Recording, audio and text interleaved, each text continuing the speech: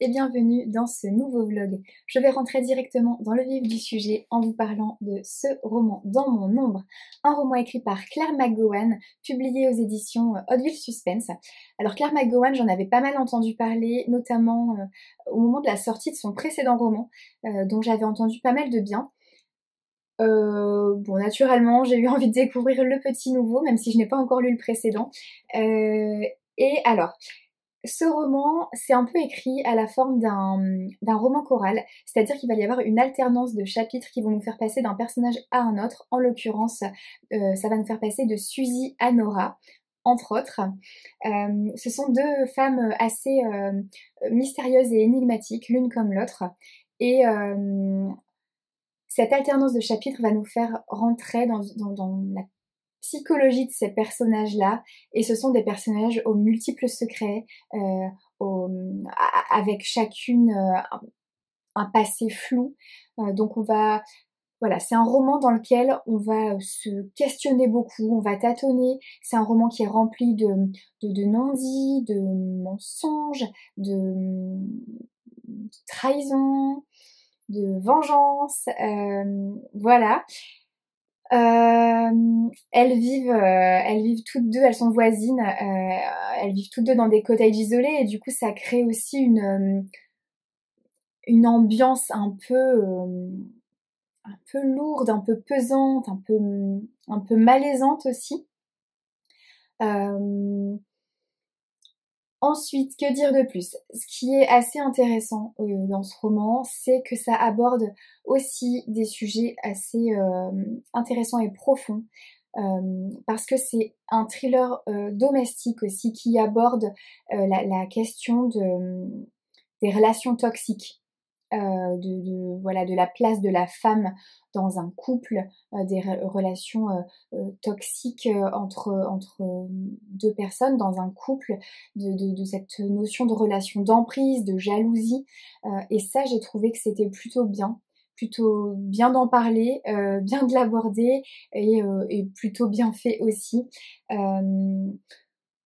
Voilà, il y a des révélations auxquelles on s'attend pas, d'autres auxquelles on s'attend, ou en tout cas moi auxquelles je m'attendais. Pour être tout à fait honnête, j'ai apprécié ma lecture, mais j'ai pas non plus été complètement subjuguée. J'ai eu un peu de mal à rentrer dedans en fait. Au début, ça a été un peu fastidieux. J'avais du mal à avancer et à accrocher, donc au moment où je laissais le bouquin, j'avais pas forcément hâte d'y revenir. Donc en ça, je suis un peu partagée et un peu mitigée parce que voilà, je suis un peu passée à côté finalement, et c'est un peu dommage. Mais on m'a quand même recommandé de lire en tout cas le précédent qui, semble-t-il, est très bien. Donc je ne vais pas rester sur ce sentiment un peu mitigé, et je vais me faire une joie de découvrir son précédent roman. Voilà, vous savez tout. Sur ce, je vous laisse, je vous retrouve un peu plus tard dans la semaine parce qu'il y a d'autres choses, d'autres romans dont il faut que je vous parle. A plus. Et coucou! Je viens vous parler de ce doux roman de Magali Discours, Après nos rêves, enfin le jour, un roman publié aux éditions L'Archipel. C'est un roman qui est rempli de douceur et de tendresse et que j'ai pris beaucoup de plaisir à découvrir. L'histoire. On rencontre Maximilien, qui est un homme qui a une trentaine d'années, qui fait un AVC, qui tombe dans le coma, et lorsqu'il se réveille, il est amnésique. Il ne se souvient de rien, ou presque. Il ne se rappelle pas de son entourage, il ne se rappelle pas de sa famille, il ne se rappelle pas de sa femme, il la reconnaît pas. Il reconnaît pas ses parents, ses amis, bref, il se souvient pas de grand chose. La seule chose dont il se rappelle, c'est de bruits de pas de talons sur le pavé et d'une jolie femme brune. Ça va le hanter, ça va l'obséder, il va se souvenir de ça, mais sans plus de détails. Donc la jeune femme brune, par exemple, il va pas savoir qui elle est, il va pas la visualiser, mais il va juste avoir voilà, cette chose-là qui va le hanter, qui va l'obséder, et il va avoir envie de savoir qui elle est et de percer le mystère. En parallèle de ça, on rencontre Diane. Diane qui a approximativement le même âge, qui est une jeune comédienne, actrice en devenir, dont la carrière a un peu de mal à émerger, à décoller. C'est une jeune femme qui est fan de David Fuenquinos, qui va avoir des petits rôles dans des séries, des films par-ci par-là, et qui va rencontrer un homme. Elle va lui donner rendez-vous, mais cet homme ne va jamais se pointer au rendez-vous. Donc, sans trop spoiler, parce que ça arrive quand même assez vite dans le bouquin, on va le savoir assez rapidement, évidemment le Maximilien est le jeune homme qui ne se pointera jamais à ce rendez-vous, et Diane est cette jeune femme brune qui va hanter les souvenirs de Maximilien. C'est un très joli roman, qui est rempli de tendresse et de douceur, qui est rempli d'une sorte de jolie humanité. L'humanité qui se dégage de ce roman et de tous ces personnages, c'est très beau. C'est un roman qui est lumineux, qui m'a beaucoup touchée. Les personnages sont attachants. Pardon. Tant le personnage de Maximilien que celui de Diane, j'ai trouvé qu'ils étaient vraiment attachants. L'écriture est très fluide, donc ça se lit très bien, très vite. Les chapitres sont courts, donc ça donne aussi du rythme à ce roman.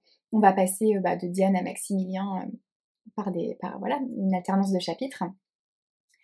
C'est un roman qui met en avant évidemment les rendez-vous manqués. Et ça, j'ai trouvé que c'était bien fait, que c'est hyper pertinent. Et en même temps, parallèlement à ça, et de façon assez finalement paradoxale, même si ça met en avant le côté rendez-vous manqué, c'est aussi un roman qui, pour moi, est un roman de rencontre. C'est une ode aux rencontres dans la vie de tous les jours. Ces petites rencontres qui pourraient paraître anodines, mais qui ne le sont pas forcément. Et j'ai trouvé ça hyper beau. C'est bienveillant, c'est sensible, la plume est délicate. Voilà, j'ai beaucoup aimé. J'ai pris beaucoup de plaisir à lire ce roman. Le seul bémol que j'ai, c'est la fin, parce que pour moi, ça se termine trop vite en fait. J'aurais aimé qu'il y ait au moins 20 ou 30 pages de plus à ce roman. Ça s'est arrêté trop brutalement pour moi. Je voulais pas que ça s'arrête à ce moment-là. Ça m'a un peu frustrée. Mais au-delà de ça, voilà, c'est vraiment un doux roman qui fait du bien, qui est hyper solaire et qui véhicule un joli message d'espoir. Je ne peux que vous recommander. Mais c'est vrai que cette collection des instants suspendus aux éditions L'Archipel, j'ai jamais été déçue, je crois, par un de leurs romans. Ce sont des romans qui font du bien au cœur, qui font du bien au moral, qui mettent, qui mettent une sorte de bulle de douceur comme ça. J'adore. Voilà, sur ça, je vous laisse et je vous retrouve un peu plus tard. Hello!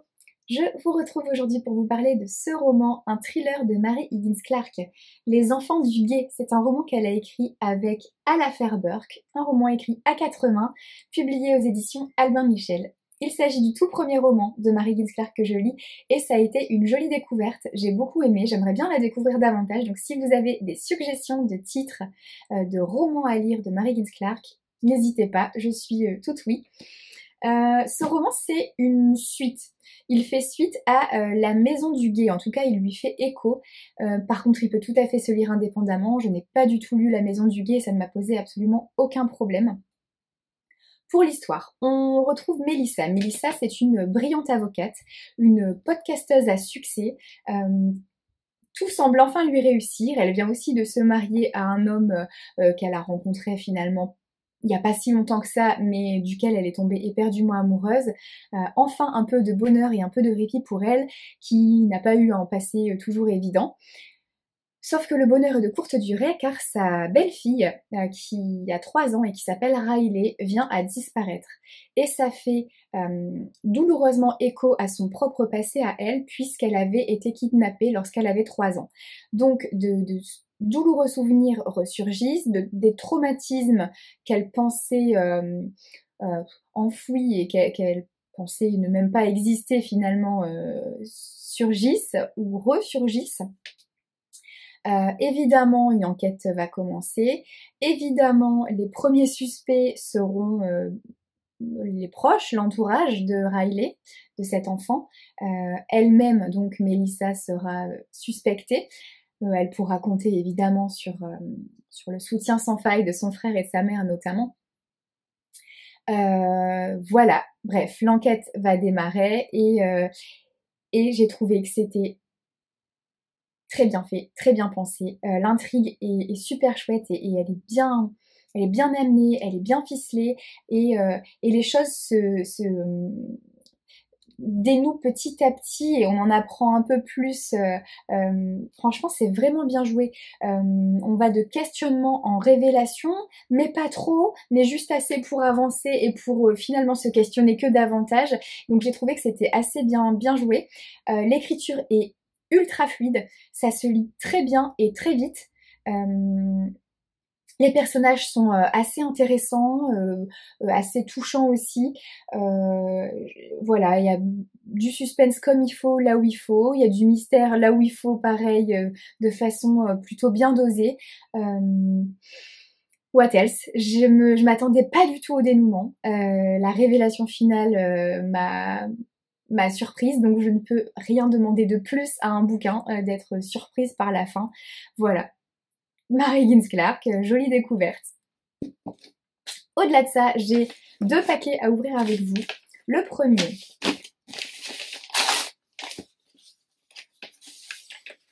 j'ai tout déchiré. Là.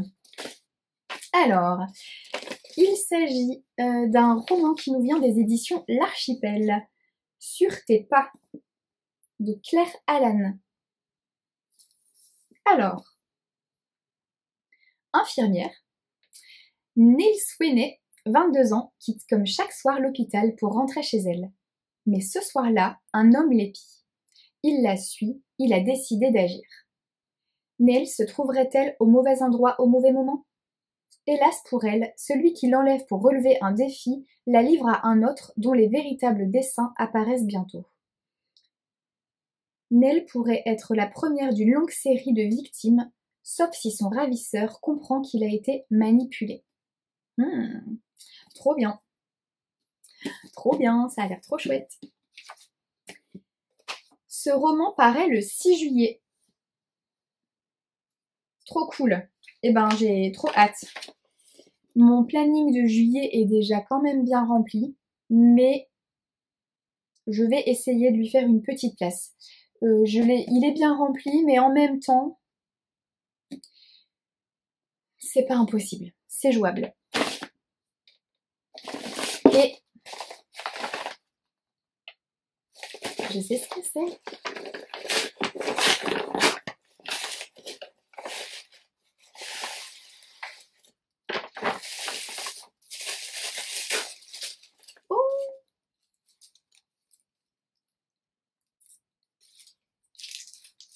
Il y a des petites gourmandises. Merci Steph. Alors, il s'agit d'une commande passée sur la boutique de Steph de Pikitty. Il s'agit de mes superbes pochettes à livres, de la collab, du partenariat qu'elle a fait avec Adèle Chat, ma super créatrice marque-page chouchou. Voilà, je les avais vues en vrai lors de la Garden Party Charleston qui a eu lieu le mois dernier. Et je les avais trouvées beaucoup trop chouettes. Et du coup, j'avais passé ma commande. Donc la première, ambiance japonaise comme ça, trop belle. Les couleurs sont magnifiques. Et la deuxième, Bookstore. J'adore. Les pochettes, ces pochettes à livres sont vraiment géniales parce qu'elles sont hyper costauds, toutes matelassées et donc elles protègent hyper bien les bouquins quand on les emmène. En termes de format, on est juste nickel. Enfin, nickel grand format, quoi. Ça les protège ultra bien. Moi, je suis totalement fan. J'adore. J'adore. Et puis, franchement, ces 2 designs sont canons. Vraiment beaucoup trop canons. Je suis trop contente. J'en ai combien maintenant des pochettes de chez Steph? J'en ai au moins 2. Non, j'en ai 3 autres, je crois. me voilà avec 5 pochettes à livres de Steph. Mais l'avantage, c'est qu'au moins quand je pars en vacances, bah je suis sûre de pas les abîmer. Bam, je peux en mettre 2 par pochette, ça passe. J'ai déjà testé et ça les protège ultra bien. Trop cool. Merci. En termes de lecture, j'ai terminé, mais je n'ai pas le temps de vous en parler là tout de suite, mais j'ai terminé Le sourire au livre de Cynthia Kafka. Je ne vous en dis pas plus, mais voilà. Et j'ai commencé en lecture audio le tome 2 des Héritières de Lowelof de Corinna Baumann. J'avais lu le tome 1 lors de mon aventure Charleston. Le tome 2 faisait aussi partie de l'aventure Charleston, mais c'était une période où j'avais beaucoup trop de lecture, le timing était trop serré, je n'ai pas réussi à le lire à ce moment-là. Donc je suis actuellement voilà, en train de le lire, je l'ai commencé en lecture audio, j'en ai écouté à peu près 250 pages déjà. Donc ça, pareil, je vais le terminer probablement courant de semaine prochaine, donc voilà, dans le vlog de la semaine prochaine, vous entendrez au moins parler du sourire au livre de Cynthia Kafka et du roman de Corinna Baumann, pardon, le tome 2 des Héritières de Lowelof, et aussi, évidemment, je ne vous en ai pas parlé et je l'ai terminé aussi cette semaine, mais je n'ai pas encore je récupère le bouquin papier demain et j'attends le bouquin papier pour pouvoir vous en parler, que ce soit ici ou sur Instagram. Mais j'ai également terminé le tome 8 de la saga des 7 sœurs, le tome qui concerne Atlas. Et j'ai adoré ce tome. Mais pareil, je ne vous en dis pas plus, j'attends de l'avoir entre les mains pour vous en parler. Voilà, je le récupère demain, donc voilà, semaine prochaine, oulala, beaucoup de choses à vous raconter, ça va être trop cool. Je viens clôturer ce vlog ici parce que la semaine s'achève, mais je voulais en profiter pour vous remercier. Vous remercier parce que cela fait 1 an que le premier vlog est sorti. Ça fait 1 an aujourd'hui que cette chaîne YouTube existe et que j'ai démarré cette folle aventure. Et voilà, je savais pas du tout à quoi m'attendre en me lançant dans cette aventure-là. Je savais pas si j'allais tenir le rythme, réussir à vous proposer du contenu chaque semaine. Et puis semaine après semaine, mois après mois, ça a continué et je suis toujours là aujourd'hui, 1 an plus tard, et je m'en réjouis. Donc je voulais vraiment vous remercier de votre soutien, de m'avoir poussé à me lancer, de m'avoir soutenue et d'avoir été aussi bienveillant tout au long de cette année. Ces retours que vous me faites, que ce soit sur Instagram, que ce soit sur YouTube, que ce soit en vrai quand vous me croisez dans des événements, dans des salons, c'est précieux parce que c'est toujours fait avec énormément de gentillesse, de bienveillance et ça me touche énormément. Je suis vraiment heureuse que vous receviez aussi bien ces vidéos. Merci beaucoup de tous ces partages et ces échanges au sujet de tous les romans dont je parle, de tous les romans que j'achète, que je n'ai pas encore lus, de tous les romans que vous me recommandez. Voilà, ces échanges-là sont pour moi très précieux. Et voilà, que dire, juste espérons que l'on puisse se retrouver dans 1 an pour fêter la 2e année. En tout cas, voilà, je vous souhaite une très très belle semaine. Prenez soin de vous, prenez soin de ceux qui vous entourent et à bientôt.